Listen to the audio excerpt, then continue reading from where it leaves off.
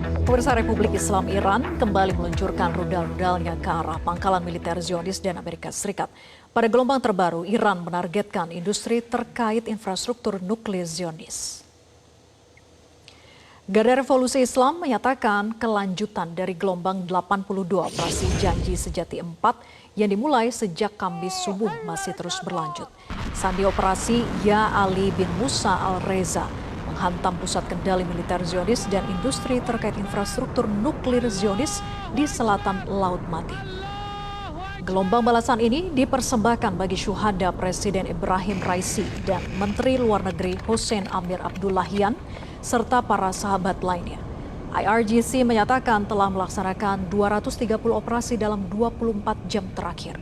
Sementara perlawanan Lebanon dengan 87 operasi, perlawanan Irak 23 operasi, dan Angkatan Bersenjata Republik Islam Iran dengan 110 serangan rudal dan drone telah mencetak rekor abadi dalam menghancurkan target-target Zionis yang arogan di kawasan Asia.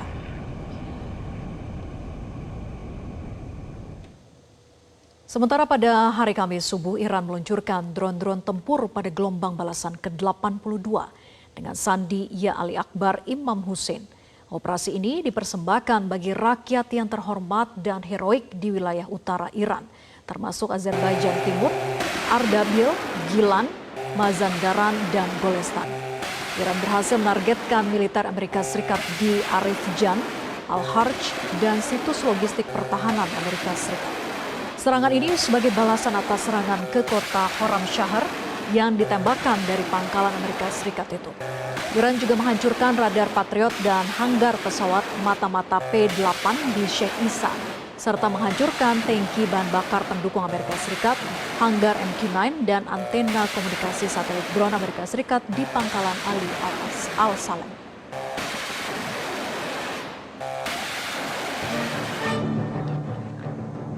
Sementara pada gelombang balasan ke-81, rudal-rudal presisi Emad Qiyam, Horam Shahar 4 hingga Qadar diluncurkan dengan sandi Ya Bakir Al-Ulum.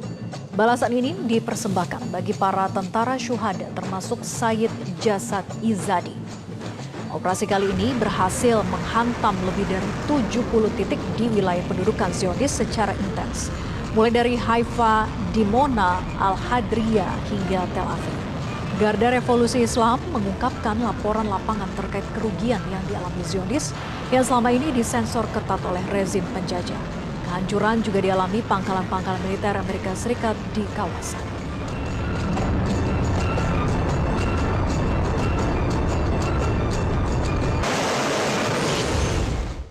Pemirsa, Iran melaporkan telah berhasil menembak jatuh jet tempur F-18 milik tentara teroris Amerika Serikat. Jet itu jatuh di tembak pertahanan udara Basij dekat Chabahar.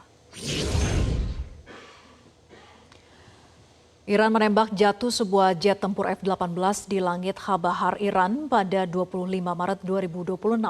Jet itu jatuh ditembak oleh sistem pertahanan udara Basij dekat Chabahar. Ini bukan pertama kalinya Iran menembak jet tempur Amerika Serikat. Perburuan Iran terhadap jet-jet Amerika Serikat dan Zionis Israel tidak berhenti usai sistem pertahanan Iran berhasil menghantam jet F-15, jet F-16 hingga jet F-35.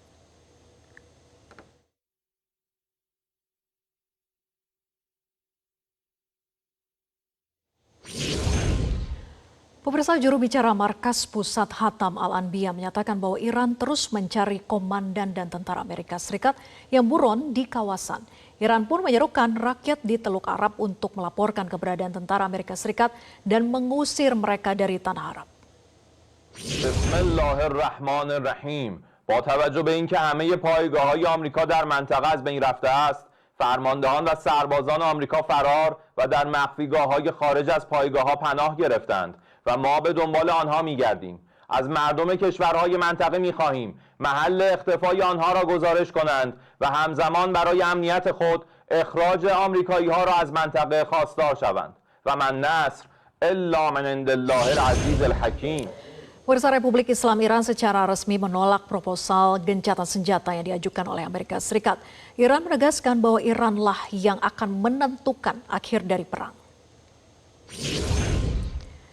Republik Islam Iran menyatakan tidak mau didikte oleh Presiden Amerika Serikat Donald Trump terkait masa berakhirnya perlawanan Iran terhadap agresor Amerika Serikat Zionis.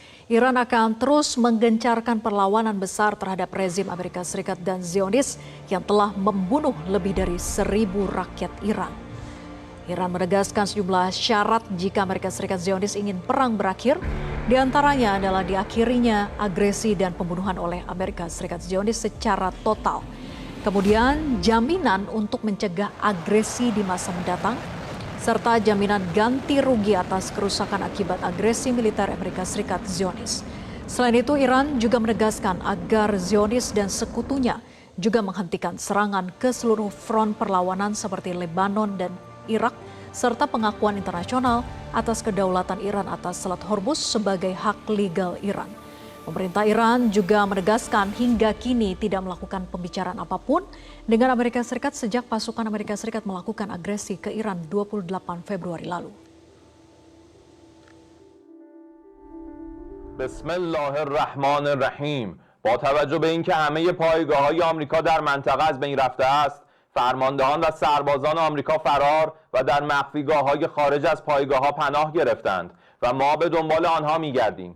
از مردم کشورهای منطقه می‌خواهیم محل اختفای آنها را گزارش کنند و همزمان برای امنیت خود اخراج آمریکایی‌ها را از منطقه خواستار شوند. و من نصر الا من عند الله العزیز الحکیم. Dari 15 yang diajukan Amerika, poin utamanya antara lain Amerika Serikat meminta Iran untuk menyerahkan sisa uranium yang diperkaya dan membatasi program nuklir dan rudal balistik tujuan defensif, serta menghentikan dukungan kepada kelompok-kelompok perlawanan Islam. Amerika Serikat juga meminta Selat Hormuz dibuka kembali dan menawarkan paket intensif ekonomi, termasuk kemungkinan pencabutan sanksi. Proposal Amerika Serikat disampaikan melalui perantara, yaitu Pakistan, yang berperan sebagai saluran diplomatik untuk menyampaikan pengajuan gencatan senjata oleh Amerika Serikat.